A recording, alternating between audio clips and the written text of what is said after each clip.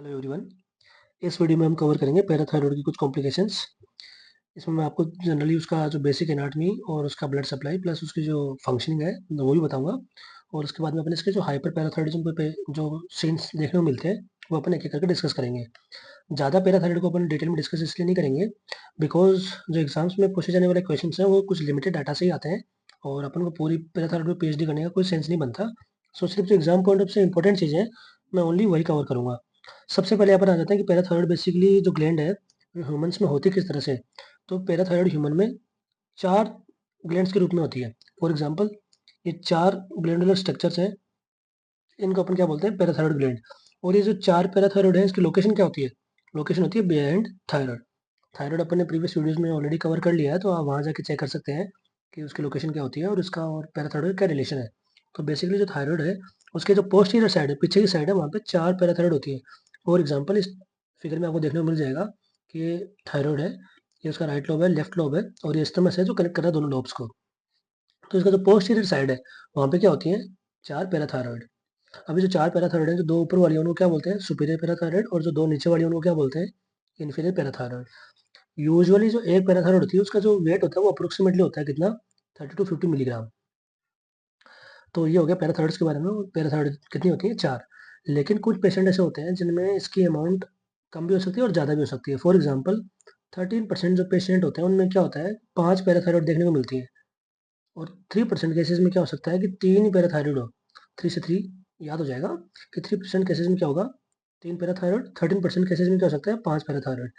तो ये आपने देख के ऐसे सरप्राइज़ नहीं होना है कि ऐसा कैसे हो सकता है। ये बिल्कुल हो सकता है और इतने केसेस में ये देखने को मिलता भी है कि वहाँ पे जो पैराथायरॉयड की अमाउंट है वो ज़्यादा या कम होती है। अब अपन चलते हैं इसके डेवलपमेंट पार्ट पे। इसका डेवलपमेंट थोड़ा इंटरेस्टिंग है, इसको ज़्यादा डिटेल में डिस्कस करके सिर्फ मैं समझाने के लिए आपको बता दूंगा कि किस तरह से अपन इसको याद रख सकते हैं। बेसिकली जो अपन को इस डेवलपमेंट में याद रखनी है वो 2 लाइनें याद रखनी है। पहला कि जो सुपीरियर या फिर एंटीरियर पैराथायरॉयड है उसकी डेवलपमेंट होगी 4th फेरिंजियल पाउच से, और जो पोस्टीरियर या फिर इंफीरियर पैराथायरॉयड है उसकी डेवलपमेंट होगी 3rd फेरिंजियल पाउच से। अब कुछ फर्ज करिए कि ये कुछ पाउच पड़े होंगे फेरिंग्स में, फेरिंजियल पाउच का मतलब यही हो गया। और इसमें जो 3rd वाला है और जो 4th वाला है ये दोनों मिलके पैराथायरॉयड बना रहे हैं। तो यहाँ होना तो क्या चाहिए था कि जो ऊपर वाला है वो क्या बनाना चाहिए? जो पैराथायरॉयड के ऊपर वाले पोर्शन है, ऊपर वाले कौन से थे? एंटीरियर या फिर सुपीरियर। तो ये तो 3rd से बनने चाहिए थे और नीचे वाले 4th से बनने चाहिए थे। लेकिन यहाँ क्या है? जस्ट उल्टा है। जो ऊपर वाले हैं वो किससे बन रहे हैं? नीचे वाले 4th फ्रेंजल पाउच से। और जो पोस्टीरियर या फिर इंफीरियर वाले हैं वो बन रहे हैं ऊपर वाले से। ये किस तरह से होता है इसको याद रखने के लिए आप चीज़ एक ध्यान में रखो। वो क्या है कि थाइमस होती है, उस थाइमस का एम्ब्रियोनिक डेवलपमेंट कुछ इस तरह से होता है कि वो थाइमस नीचे की तरफ ड्रैग होती है। थाइमस की लोकेशन क्या होती है? मीडियस्टेनम में। छोटा सा एक ग्लैंड है, वो मीडियस्टेनम में होता है, एडल्ट तक चलता है, फिर बाई एज वो डिजेनरेट हो जाता है। और उसका काम क्या होता है? इम्यून सिस्टम को मैच्योरेशन में हेल्प करता है। वो अपन किसी और दिन डिटेल में डिस्कस करेंगे। यहाँ अपने क्या ध्यान रखना है कि जो थाइमस है वो नीचे डिसेंड होती है, ड्रैग होती है। तो यहाँ क्या होगा कि वो थाइमस अकेली ही नीचे नहीं जाएगी। वो जो 3rd फेरेंजियल पाउच और 4th फेरेंजियल पाउच है, ऐसे मानो कि ये ऐसे पड़े हैं और इनके कहीं बगल से जा रही है। तो बगल से जा रही है तो वो अकेली नहीं जाना चाहेगी, वो यहाँ से भी इनको अपने साथ ले जाने की कोशिश करेगी। और अगर साथ ले जाने की कोशिश करेगी जो ज़्यादा लकी वाला कौन सा है? जो पहले आएगा उसके कॉन्टेक्ट में। तो यहाँ पे जो पहले कॉन्टेक्ट में आ रहा है उसके वो कौन सा है? 3rd फेरेंजियल पाउच उसके पहले कॉन्टेक्ट में आ रहा है, तो वो क्या करेगी? 3rd वाले को अपने साथ ले जाएगी नीचे। अब एक मिल गया है तो दूसरे को छेड़ने की जरूरत ही नहीं है। तो ऐसे मान के चलो कि 4th अपना वैसे का वैसे है और 3rd को नीचे ले गई अपने साथ। अब नीचे ले जाके उसने बोल दिया कि भाई मेरा तो काम हो गया, मेरा काम था बस रास्ते में मेरे को कोई साथ चाहिए था इसलिए मैं ले आई। अब मेरा काम क्या है? इम्यून सिस्टम की मैच्योरेशन। तुम अपना जानो। 3rd फेरेंजियल पाउच क्या करेगा? अब उसका जो काम बचा है वो क्या हो सकता है कि वो डेवलप करेगा क्या? इंफीरियर या फिर पोस्टीरियर पैराथायरॉयड। तो मुझे उम्मीद है कि जो मैंने ये तरीका बताया इससे शायद आपको याद रह जाएगा कि जो 3rd वाला है वो क्या आ गया था? थाइमस के बहकाव में आ गया था, नीचे चला गया था। उसकी वजह से वो नीचे वाला पैराथायरॉयड बनाएगा और जो 4th वाला है वो ऊपर वाले बनाएगा, सुपीरियर बनाएगा। तो ये अपन ध्यान रखना है। और इन्फीरियर के लिए एक और चीज़ इंपॉर्टेंट है। अब सिंस वो बहकावे में आया था तो जो इन्फीरियर पैराथायरॉयड है ना उसकी डेवलपमेंट की जो लोकेशन है वो वेरिएबल होती है। यानी कि यहाँ तो देख के क्या पता लग रहा है कि सिमेट्रिकल सा है, इसका जो इन्फीरियर पोल है थायरॉयड का वहीं पे कहीं ये बन रहा होगा पैराथायरॉयड। बट ऐसा जरूरी नहीं है। क्या हो सकता है कि 50% केसेस में तो क्या होता है? इन्फीरियर पोल ऑफ थायरॉयड, यानी थायरॉयड का जो इन्फीरियर बॉर्डर है वहीं पे ही ये इन्फीरियर पैराथायरॉयड बनते हैं। लेकिन 40% केसेस में क्या हो सकता है कि जो ये पैराथायरॉयड है ये कहाँ बनता है? थायरोथाइमिक लिगामेंट। थायरोथाइमिक लिगामेंट जो है उसके अराउंड ये बन जाते हैं। और 10% केसेस में क्या हो सकता है कि थाइमस ने इसको ज़्यादा ही अपने बहकावे में लेके अपने साथ मीडियस्टेनम तक ले गई और वहाँ ले जाके साथ छोड़ दिया। तो उस केस में क्या होगा, 10% केसेस में जो इंफीरियर पैराथायरॉयड है वो कहाँ बनती है? मीडियस्टेनम में। तो किसी पेशेंट में आपने देखा कि ऊपर वाले 2 दिख रहे हैं, लेकिन 2 नीचे वाले नहीं दिख रहे, तो ऐसा मत मानना कि उसमें 2 ही होंगे। भी आपने इन्वेस्टिगेशन करने हैं, फॉर एग्ज़ाम्पल उसको कोई स्कैन तो आपने पता करना है कि और ये लोकेशंस हैं जहाँ पे जो बचे हुए 2 इंफीरियर है पैराथायरॉयड वो हो सकते हैं। तो आपने इसकी ये वेरिएबल लोकेशन भी देख ली और देख लिया कि क्यों थर्ड वाला इंफीरियर बनाता है और फोर्थ वाला फेरेंजियल पाउच सुपीरियर बनाता है। अब अपन चलते हैं इसके ब्लड सप्लाई पे। इसका ब्लड सप्लाई ऑलरेडी अपन थायराइड में कवर कर चुके हैं और ज़्यादा इतना डिटेल में कोई कवर करने की चीज़ भी नहीं है। बेसिकली यहाँ पे अपने 2 आर्टरी याद रखनी है जो ऑलरेडी थायराइड को ब्लड सप्लाई करती हैं और अपन ने याद करी हुई है। वो कौन सी है? Inferior thyroid artery and superior thyroid artery. इनमें से भी जो मेनली जो ब्लड सप्लाई किससे आती है? इंफीरियर से आती है। इंफीरियर किसकी ब्रांच है? सब क्लेविन की ब्रांच है। और सुपीरियर किसकी है? कॉमन कैरोटिड से एक्सटर्नल कैरोटिड निकली और एक्सटर्नल कैरोटिड से सुपीरियर थायराइड निकली थी। ये अपने थायराइड में पढ़ा था। तो ये ही दोनों किसको सप्लाई करेंगी? पैराथायराइड को भी, और मेनली उसमें से भी कौन सी? इंफीरियर वाली। और वहाँ अपन ने ये भी ध्यान में रखने को मैंने एक बात बताई थी कि अगर थायराइड की सर्जरी कर रहे हैं अपन, तो जो लाइगेशन है, जो आर्टरी अपन लाइगेट करेंगे, वो कहाँ करेंगे? इंफीरियर थायराइड और सुपीरियर थायराइड नहीं करेंगे अपन, वो करेंगे जो टर्मिनल ब्रांच है। फॉर एग्जांपल ये इंफीरियर थायराइड आई और इसने ये 3-4 ब्रांचेस दे दी किसको? थायराइड को। तो अगर थायराइड की अपन सर्जरी कर रहे हैं तो अपन लाइगेशन कहाँ करेंगे? टर्मिनल ब्रांचेस हैं, यहाँ लाइगेट करेंगे, ना कि यहाँ पे। यहाँ पे लाइगेट क्यों नहीं कर सकते कि यूँ इंफीरियर थायराइड सिर्फ इसी को सप्लाई नहीं कर रहा, ये एक सप्लाई इधर इस पैराथायराइड को भी दे रहा है और एक इसको इस पैराथायराइड को दे रहा है। तो यहाँ अगर लाइगेट कर दिया तो ये मासूम जो बेगुना पैराथायराइड है वो थायराइड की सर्जरी में कॉम्प्रोमाइज़ हो जाएगा। तो अपन ने उस चीज़ को अवॉइड करने के लिए वहाँ पढ़ा था कि जो टर्मिनल ब्रांचेज़ हैं वहीं लाइगेशन करेंगे। तो उस तरह से भी ये शायद याद करने के लिए ईज़ी हो जाए कि इसकी ब्लड सप्लाई क्या है? इंफीरियर थायराइड आर्टरी और सुपीरियर थायराइड आर्टरी। अब अपन चलते हैं इसके फंक्शंस पे। फंक्शन में बेसिकली अपन देख लेते हैं कि पैराथायराइड कौन-सा हार्मोन रिलीज़ करता है और उसका काम क्या है। तो सबसे पहले तो जो इसका काम है पैराथायराइड ग्लैंड का वो क्या है? सीरम कैल्शियम लेवल्स को मेंटेन करना। यानी किसी भी तरीके से अगर कैल्शियम की अमाउंट बॉडी में कम हो रही है, सीरम में ब्लड में कम हो रही है, तो उसकी वजह से क्या होगा? उस लो सीरम कैल्शियम की वजह से पैराथायरॉयड ग्लैंड एक्टिवेट हो जाएगी और पैराथायरॉयड ग्लैंड एक्टिवेट होगी तो इसकी वजह से क्या होगा? ये बनाएगा अपना एक हार्मोन, उसका नाम क्या है? Parathormone, in short PTH. तो भाई अगर ब्लड में कैल्शियम कम है, वो बोलेगा पैराथायरॉयड को कि कुछ करो, कुछ करने के लिए पीटीएच को रिलीज कर देगा। पीटीएच क्या करेगा? पीटीएच अलग अलग तरीके से उस कैल्शियम के अमाउंट को बढ़ाने की कोशिश करेगा। वो कौन से तरीके हो सकते हैं? सबसे पहले तो पीटीएच जाएगा बोन के पास, क्योंकि बोन ही तो वो है जहाँ पे बहुत सारा कैल्शियम ऑलरेडी पड़ा है। ऑलमोस्ट उसने सारा कैल्शियम तो बोन ने ही यूज़ कर रखा है। तो वो जाएगा बोन के पास और बोन को बोलेगा कि देखो थोड़ा कैल्शियम ब्लड के अंदर रिलीज़ करो। हालाँकि इसकी वज़ह से बोन थोड़ी वीक हो जाएगी, बट ये भी बॉडी को बर्दाश्त है। ऐसा क्यों है? ये भी मैं आपको समझाने की थोड़ी कोशिश करता हूँ कि फॉर एग्ज़ाम्पल जब अपन ने क्रोनिक किडनी डिजीज़ पहले की वीडियोज़ में कवर किया है मैंने, तो वहाँ मैंने बताया था कि क्रोनिक किडनी डिजीज़ में इलेक्ट्रोलाइट इम्बैलेंस हो सकता है। या फिर ऐसा केस मानो कि किसी पेशेंट में हाइपोकैल्सीमिया है, तो हाइपोकैल्सीमिया की वजह से सीज़र हो सकते हैं पेशेंट में। सीज़र का बेसिकली जो मैकेनिज़्म होता है वो हाइपोनेट्रीमिया होता है, यानी कि अगर सीरम में सोडियम की अमाउंट कम है, तो उससे सीज़र होता है। लेकिन अगर हाइपोकैल्सीमिया है तो उसकी वजह से भी सीज़र हो सकते हैं।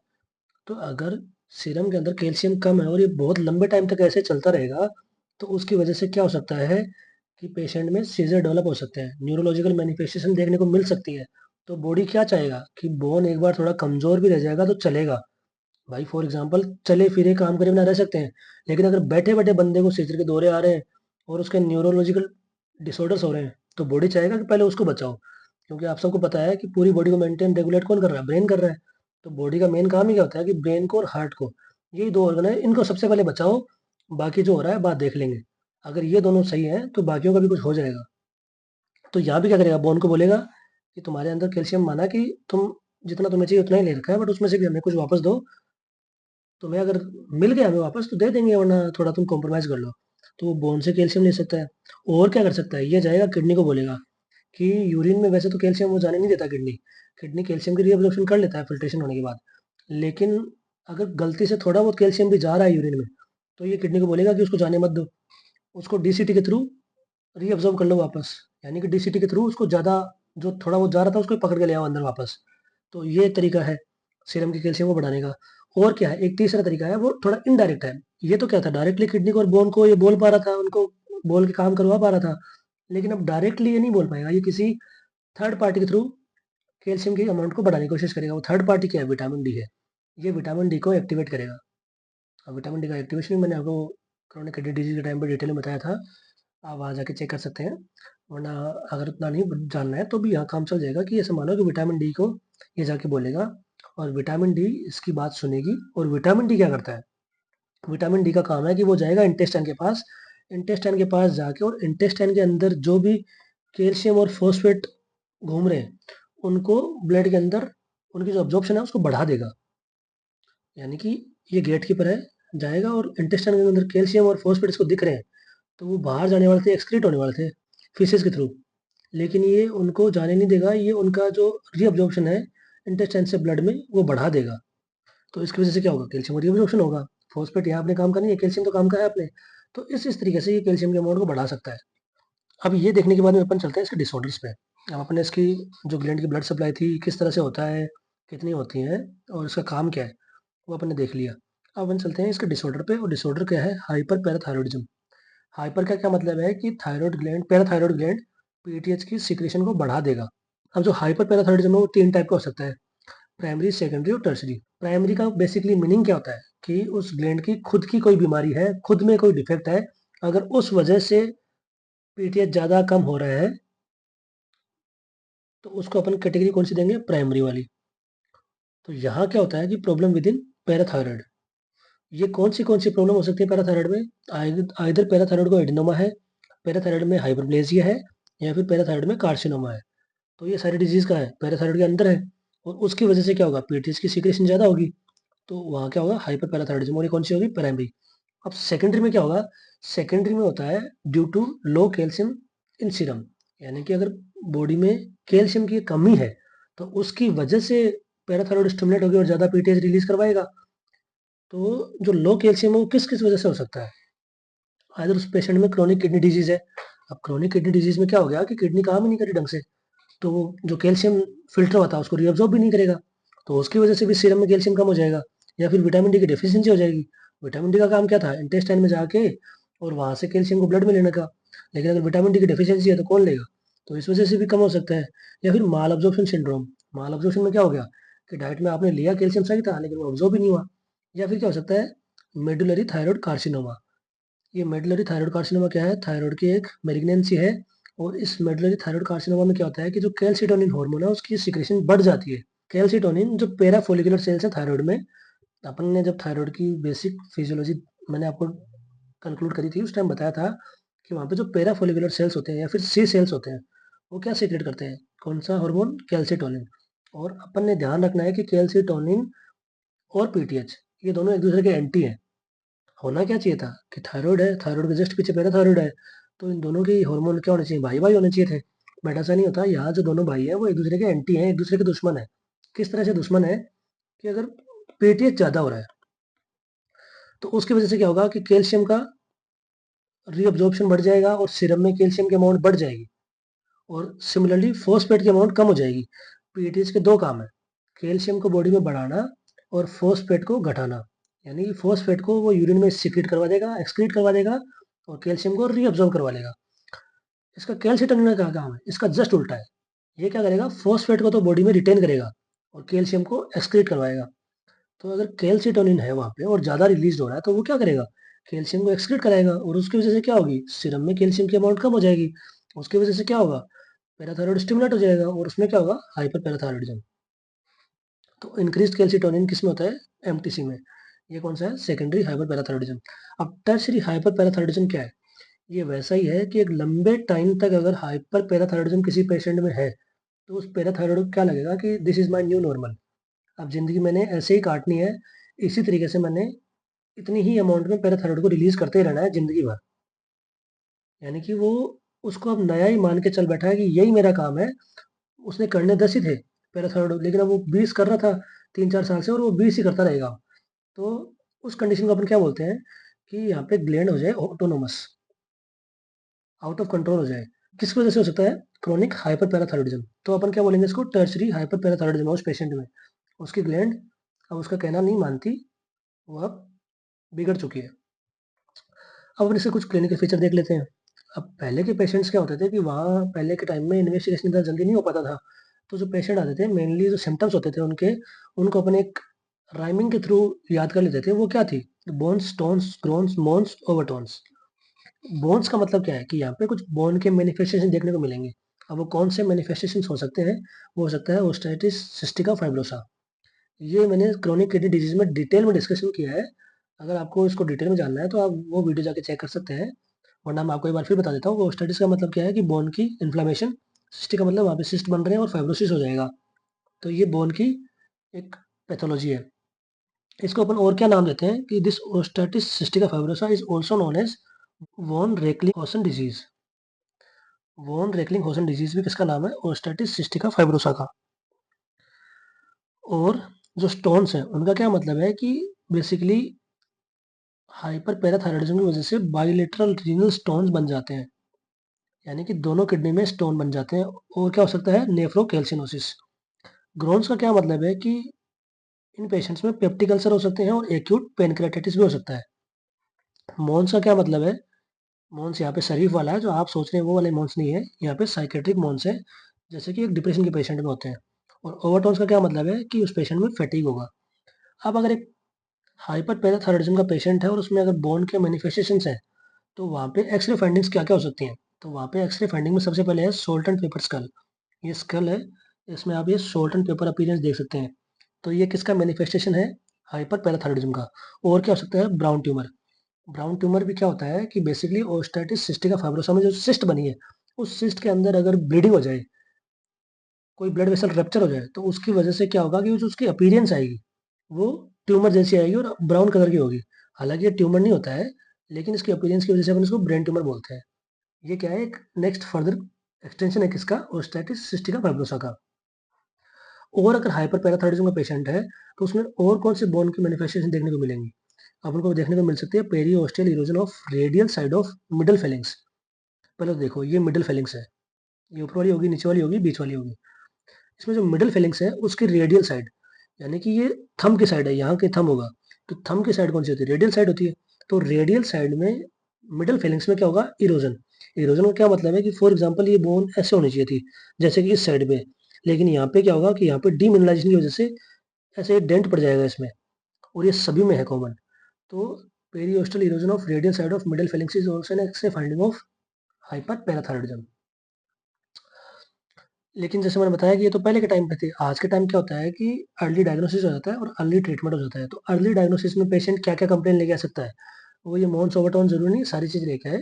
कुछ इनमें से सिम्पटम्स अगर वो बताता है तो भी उसकी डायग्नोसिस हो जाती है। कौन से हो सकते हैं? Polyuria, polydipsia, bony pain, fatigue and renal stones. ये क्या है? आजकल के क्लिनिकल फीचर्स एक पेशेंट बताता है या फिर उसमें देखने को मिलते हैं। तो अपन क्या कर लेते हैं? डायग्नोस हाइपरपैराथायरॉयडिज्म। अब अपन एक-एक करके डिस्कस करते हैं कि प्राइमरी, सेकेंडरी और टर्शियरी क्या होते हैं और इनमें मैनेजमेंट क्या है। सबसे पहले तो जो प्राइमरी हाइपरपैराथायरॉयडिज्म है, उसका कॉज़ क्या हो सकता है? उसके कॉज़ मैंने क्या बताया था कि प्राइमरी का क्या मतलब है कि पैराथायरॉयड के अंदर कोई डिज़ीज़ है। अब क्या हो सकती है? एडेनोमा हो सकता है। तो पहला क्या है? Parathyroid adenoma. Parathyroid adenoma accounts for approximately 85% cases. यानी अगर एक पेशेंट प्राइमरी हाइपरपैराथायरॉयडिज्म का है, तो 85% पेशेंट्स में तो क्या होता है? रीज़न उसका एडेनोमा ही होता है। और यहाँ पे क्या होता है? जो एडेनोमा है, वो यूजुअली सिंगल पैराथायरॉयड में होगा। 4 पैराथायरॉयड है, उनमें से किसी एक में होगा। और कौन-सी वाली में होने के ज़्यादा चांसेस हैं? जो नीचे वाली है, जो इन्फीरियर वाली है, उनमें से किसी एक में, फॉर एग्ज़ाम्पल इस वाली में होने के ज़्यादा चांसेस हैं या फिर इसमें होने के ज़्यादा चांसेस हैं। ऐसा नहीं है कि सिर्फ़ इन्हीं में ही होगा और सिर्फ़ एक में ही होगा, लेकिन मोस्ट लाइकली है कि एक में ही होगा, और एक भी कौन-सी? इन्फीरियर वाली। और अगर उसमें पैराथायरॉयड एडेनोमा है, तो ज़ाहिर-सी बात है पीटीएच की सीक्रेशन ज़्यादा होगी, और पीटीएच की सीक्रेशन ज़्यादा है, तो वहाँ पे कैल्शियम ब्लड में ज़्यादा होगा। तो कितना ज़्यादा होगा? इसकी अमाउंट हो सकती है कितनी? 11 टू 14 मिलीग्राम पर डेसीलीटर। अब आप लोग सोच रहे होंगे कि 11 टू 14 मिलीग्राम पर डेसीलीटर तो ज़्यादा कैल्शियम को रिप्रेजेंट कर रहा है, तो नॉर्मल कैल्शियम कितना होता होगा? तो वो भी मैं आपको बता देता हूँ कि नॉर्मल सीरम कैल्शियम जो अमाउंट है, वो होनी चाहिए कितनी? 9 टू 11 मिलीग्राम पर डेसीलीटर। ये होती है नॉर्मल अमाउंट। अगर ज़्यादा है तो अगर एडिनोमा है तो उसमें कितनी ज़्यादा होगी, 11 टू 14 की रेंज में होगा। अब दूसरी कंडीशन क्या है, पैराथायरॉयड हाइपरप्लेजिया। अब ये अलग कैसे है कि यहाँ पे हाइपरप्लेजिया है तो यहाँ पे चारों की चारों पैराथायरॉयड इन्वॉल्व होगी। और ये चीज देख लेते हैं कि it's account for 10 to 50% cases, यानी कि इतना उस जितना ये ऑफ्टन नहीं देखने को मिलता, लेकिन इतने पेशेंट्स में हाइपरप्लेजिया होता है। और हाइपरप्लेजिया में क्या होगी, all four parathyroid glands are involved और enlarged and serum calcium is again 11 to 14 milligram per decilitre की रेंज में होगा। अब इसकी तीसरी कंडीशन क्या हो सकती है, तीसरी डिजीज पैराथायरॉयड में क्या हो सकती है, कार्सिनोमा। अब कार्सिनोमा हो गया तो पहली बात तो ये रेयर कंडीशन है, ओनली 1 से 2% केसेस में देखने को मिलती है। और दूसरी बात क्या है कि यहाँ पे जो इनलार्जमेंट होगा वो इतना ज़्यादा होगा कि अपन उसको पाल्पेट कर सकते हैं, यानी कि palpable lump is present in case of parathyroid carcinoma. पहली जो दो कंडीशन थी उनमें पैराथायरॉयड में इनलार्जमेंट हो रहा था, लेकिन इतना ज़्यादा नहीं हो रहा था कि पाल्पेट कर पाए। यहाँ तो अपन पाल्पेट भी कर सकते हैं। और यहाँ पे जो सीरम कैल्शियम है वो भी अब 11 टू 14 वाली रेंज में नहीं होगा, और ज़्यादा मिलेगा। कितना, 14 टू 20 मिलीग्राम पर डेसीलीटर की रेंज में मिलेगा। और अगर इतना ज़्यादा है तो उसकी वजह से क्या हो सकता है, हाइपर कैल्शियमिक क्राइसिस हो सकता है। और इस हाइपर कैल्शियमिक क्राइसिस का ट्रीटमेंट क्या है, इसके ट्रीटमेंट है या तो अपन को डायलिसिस करनी पड़ेगी, या फिर अपन को पेशेंट को देने पड़ेंगे क्या, बाइफॉस्फोनेट्स, या फिर सिना कैल्सेट, गैलियम नाइट्रेट, या फिर कैल्सिटोनिन। तो ये सारे ट्रीटमेंट ऑप्शन हैं किसके, हाइपर कैल्शियमिक क्राइसिस के। हाइपर कैल्शियमिक क्राइसिस कब देखने को मिल सकती है, पैराथायरॉयड कार्सिनोमा। पैराथायरॉयड कार्सिनोमा में क्या होगा, पाल्पेबल लंप। अब अपन चलते हैं इसके इन्वेस्टिगेशन पे। इन्वेस्टिगेशन में सबसे पहले क्या है, सीरम एनालिसिस। सीरम एनालिसिस में क्या होगा कि पीटीएच का इंक्रीज होना तो जाहिर बात है, क्योंकि अगर अपन हाइपर पैराथायरॉयडिज्म में डील कर रहे हैं तो पीटीएच तो ज़्यादा मिलेगा ही मिलेगा।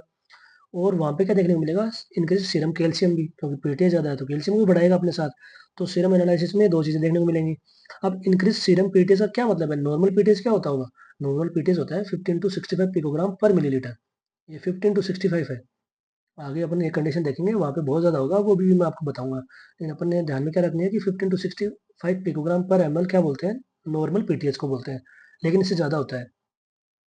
और यूरिन एनालिसिस में क्या देखने को मिलेगा, इंक्रीज यूरिन फोस्फेट।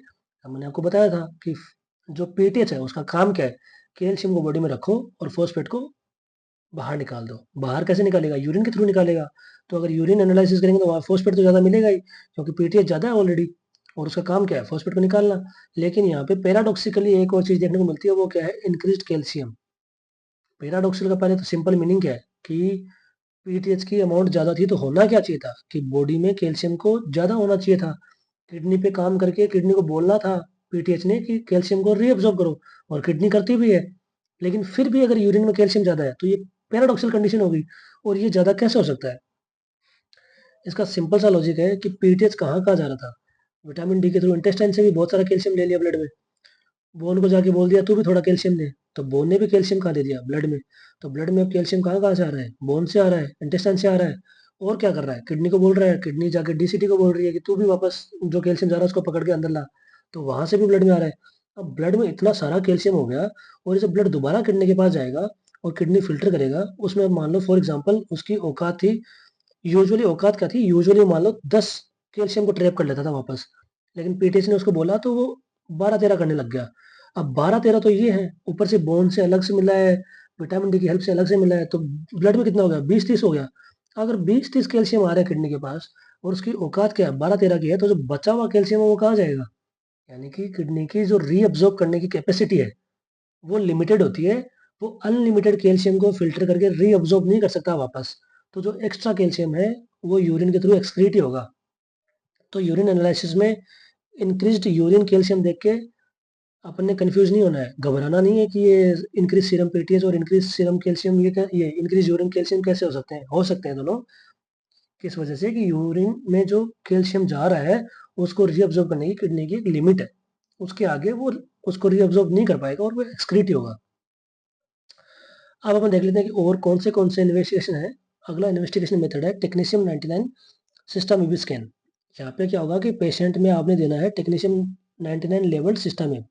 ये पेशेंट में जाएगा, उसकी पैराथायरॉयड ग्लैंड्स इसका अपटेक करेंगी, और फिर अपन जब इसको डायग्नोस करेंगे, इसको देखेंगे, इमेजिंग करेंगे, तो इमेजिंग में अपन को देखने को मिलेगा कि जो स्टार्टिंग में तो क्या होगा कि जो चारों के चारों पैराथायरॉयड है वो चारों इसको अपटेक करेंगी, क्योंकि जो पैराथायरॉयड में और ओंकोसाइटिक सेल्स होती हैं, वो इसको अपटेक करती हैं। यानी कि ये सेल्स पैराथायरॉइड में होती हैं और ये सेल्स क्या करती हैं, इससे मोहब्बत करती हैं, तो जैसे ही आएगा, ये इसको अपने पास रख लेंगी। तो अगर इनिशियल अपन इमेजिन करेंगे, तो अपन को देखने को मिलेगा कि चारों के चारों जो पैराथायरॉइड है, उन्होंने इसको ले रखा है, यानी चारों डार्क कलर में अपीयर हो रही हैं। ये कब है? जब अपने ये दिया और उसके 15 मिनट्स बाद में अपन ने इमेजिंग की। लेकिन कुछ टाइम बाद, फॉर एग्जांपल 2 घंटे बाद में अगर अपन इमेजिंग करते हैं, तो अपन क्या देखने को मिलेगा कि जो ओनली डिफेक्टिव या फिर डिजीज्ड पैराथायरॉइड है, यहाँ पे कौन-सी है? लेफ्ट साइड वाली, नीचे वाली इन्फीरियर। सिर्फ़ इस एक में ही अब ये डार्क कलर दिख रहा है। इसका क्या मतलब है? बाकियों ने तो नॉर्मल हो गया, लेकिन ये अभी भी इसको पकड़ के बैठी है। तो ये जो ज़्यादा मोहब्बत वाली है, ये डिजीज़्ड है।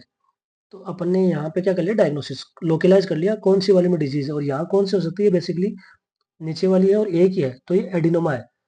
अगर हाइपरप्लेजिया होता तो चारों में अब तक वैसे का वैसे ही रहता। ये 15 मिनट्स पे भी है और ये 2 आवर बाद में देखने को मिलता, तो ये हाइपरप्लेजिया हो जाता। लेकिन एक में ही है, तो अब पॉसिबिलिटी क्या है? या तो एडिनोमा या फिर कार्सिनोमा है।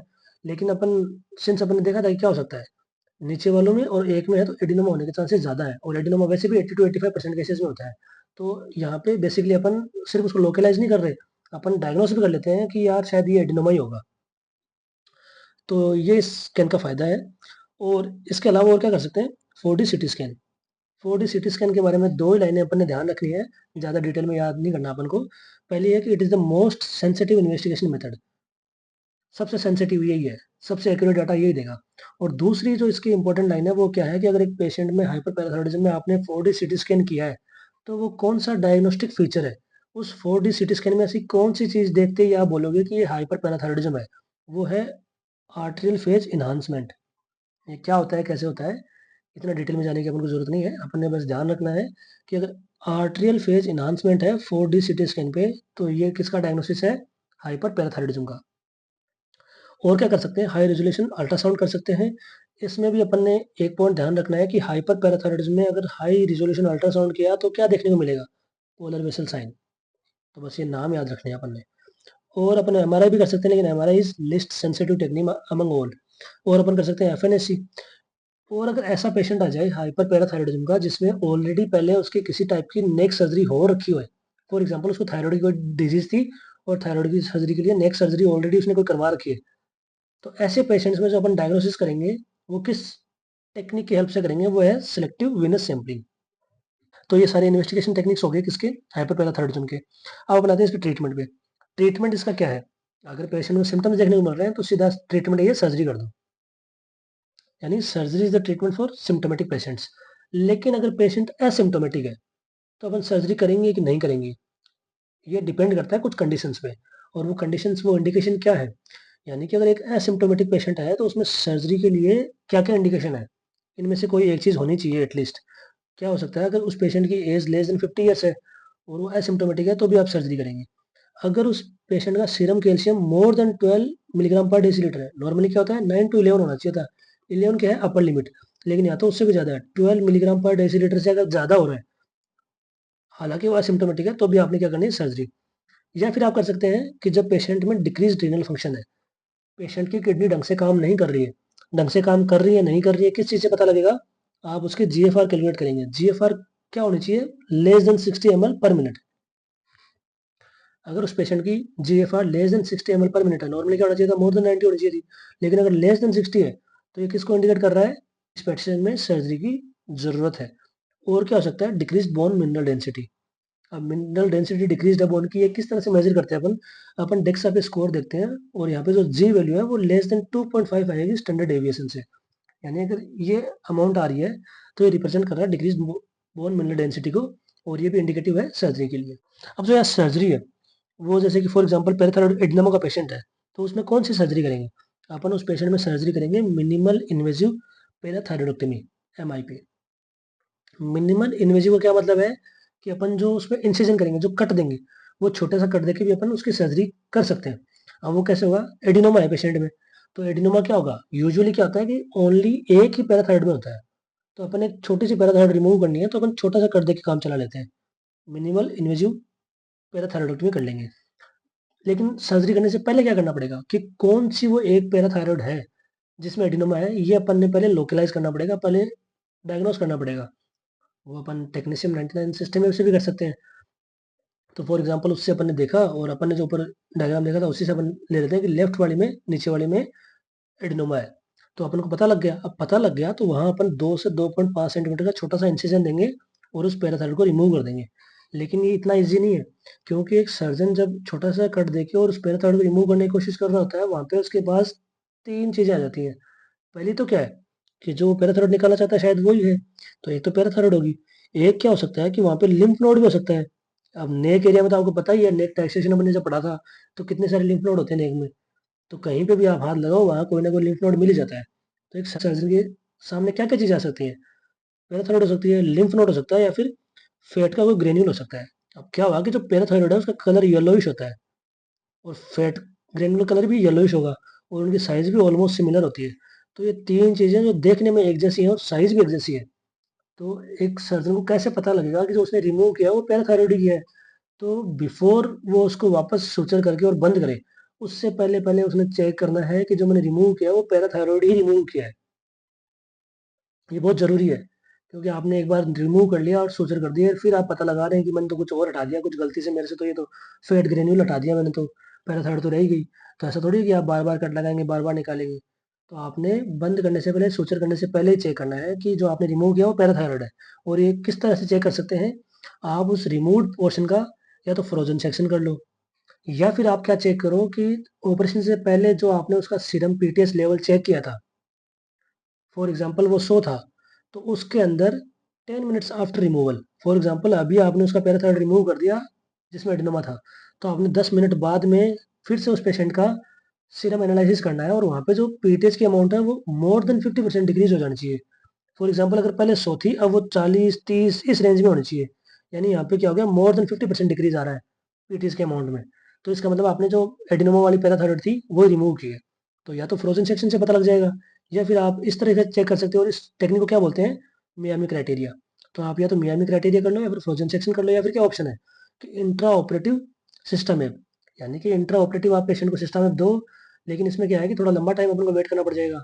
जैसे अपन ने देखा था कि 2-3 घंटे बाद में अपन को एग्ज़ैक्ट पता लगता है कि कौन-सी वार्ड में है। तो यहाँ पे अपन इंट्रा ऑपरेटिव सिस्टम देंगे 2-3 घंटे बाद में, फिर आपने देखा कि रिमूव करने के बाद में भी ये वाला फिगर आ रहा है, ये वाली इमेज आ रही है, तो इसका मतलब क्या हो गया कि आपने ये रिमूव करने की जगह कुछ और हटा दिया और ये तो अभी वैसा का वैसा ही है, तो आप इसको रिमूव करेंगे। तो ये इंट्रा ऑपरेटिव सिस्टम में कर सकते हैं या फिर इंट्रा ऑपरेटिव अल्ट्रासाउंड। तो ये सारे तरीके हैं जिससे आप उसको सुचर करने से पहले-पहले पता लगाएँगे कि मैंने जो रिमूव किया है वो क्या रिमूव किया है। अगर अब पैराथायरॉइड की हाइपरप्लेजिया है, अब पैराथायरॉइड का एडिनोमा था, तो होता क्या था, यूजुअली एक में होता है, लेकिन हाइपरप्लेजिया में तो मैंने बताया आपको कि चारों में हाइपरप्लेजिया होगा, चारों में इन्लार्जमेंट होगा, तो यहाँ पे मिनिमल इंसिजन से काम नहीं चलेगा। आपको जो कट देना पड़ेगा, जो इंसिजन देना पड़ेगा, वो बड़ा देना पड़ेगा। सिंस ऑल 4 पैराथायरॉइड्स आर इन्वॉल्व्ड, दस स्मॉल इंसिजन वोंट वर्क। और यहाँ आपने जो सर्जरी करनी है उसका नाम क्या है? बाइलेटरल नेक एक्सप्लोरेशन, बीएनई। इसमें आप क्या करते हैं कि पेशेंट के 3 एंड हाफ पैराथायरॉइड ग्लैंड को रिमूव कर देते हैं। अब कुछ लोग सोच रहे होंगे कि पैराथायरॉइड में चारों की चारों इन्वॉल्व थी, चारों में एनलार्जमेंट था, तो 3 एंड हाफ ही कौन से रिमूव किए हैं और 3 एंड हाफ रिमूव किस तरह से किए हैं? तो यहाँ होता ये है कि आप चारों के चारों पैराथायरॉइड ग्लैंड रिमूव करते हैं स्टार्टिंग में। आपने चारों को बाहर निकाला, उनमें से किसी एक का आधा कट किया और आधा वापस आपने ऑटो इम्प्लांट कर दिया, ऑटो ट्रांसप्लांट कर दिया। ऑटो ट्रांसप्लांट का क्या मतलब है कि अपनी ही बॉडी का टिश्यू लिया और वापस लगा दिया। किसी और की पैराथायरॉइड माँग के नहीं लाए, अपनी वाली का ही आधी पैराथायरॉइड अपन ने वापस ट्रांसप्लांट कर दी। अब जो ये आधी पैराथायरॉइड ट्रांसप्लांट की है, इसका ज़ाहिर-सा मीनिंग है, इसका मतलब क्या है? क्यों की है? क्योंकि पीटीएच की जो अमाउंट है उसको रेगुलेट तो करने के लिए कुछ ना कुछ तो होना चाहिए बॉडी में। ऐसा तो नहीं है कि अब थायरॉइड के जैसे अपन ड्रग्स ले रहे थे लाइफ लॉन्ग, वैसे पैराथायरॉइड की भी लेते हैं। ये इतना कॉमन आपने कहीं सुना थोड़ी है कि जैसे थायरॉइड के लिए लेते हैं वैसे पैराथायरॉइड के लिए लेते हैं, ऐसा नहीं होता। जो हाफ पैराथायरॉइड है उसको इम्प्लांट कर देते हैं अपन और वो पीटीएच को मेंटेन करता रहता है। अब ये जो हाफ पैराथायरॉइड है उसको ऑटो ट्रांसप्लांट कर तो दिया, लेकिन ये कहाँ ट्रांसप्लांट करेंगे? ये भी अब इंटरेस्टिंग चीज़ है। ऐसा नहीं है कि आपने जैसे 4 जगह थी, चारों जगह से पैराथायरॉइड हटाई और अब आप ये ऐसे स्टोन पेपर सीज़र करके और कोई एक लोकेशन पे आ गए कि चलो यहाँ वापस लगा देते हैं। पहले यहाँ पड़ा था, यहाँ वाला अच्छा लग रहा है, यहाँ लगा देते हैं, ऐसा नहीं होता। जो यूजुअल पोज़ीशन होती है पैराथायरॉइड की, वो आप वहाँ ना लगा के और जो आप ऑटो ट्रांसप्लांट करते हैं, उसके लिए आइदर सर्जन सेलेक्ट करता है ब्रेकियोरेडियलिस को या फिर स्टेनोक्लेडोमास्टोइड को। और अगर ब्रेकियोरेडियलिस में आपने ये हाफ पैराथायरॉइड का ऑटो ट्रांसप्लांट किया है, तो कौन से हैंड की करेंगे? तो वो करेंगे नॉन डोमिनेंट हैंड की। फॉर एग्जांपल अगर आप राइट हैंडेड हो और आपके अंदर बायलेटरल नेक एक्सप्लोरेशन सर्जरी करनी पड़ रही है, तो जो हाफ पैराथायरॉइड की ऑटो ट्रांसप्लांट सर्जन करेगा वो आपके लेफ्ट हैंड की ब्रोकियोलिडियस में करेगा। ये इसका मीनिंग होता है, क्योंकि अगर फॉर एग्जांपल आगे जाके भी आपको वापस ट्रीट करना पड़े, वापस सर्जरी करनी पड़े, तो बार बार नेक की सर्जरी करेंगे, बार बार नेक पे इंसिजन दे रहे हैं, ये भी कोई अच्छी चीज़ नहीं है।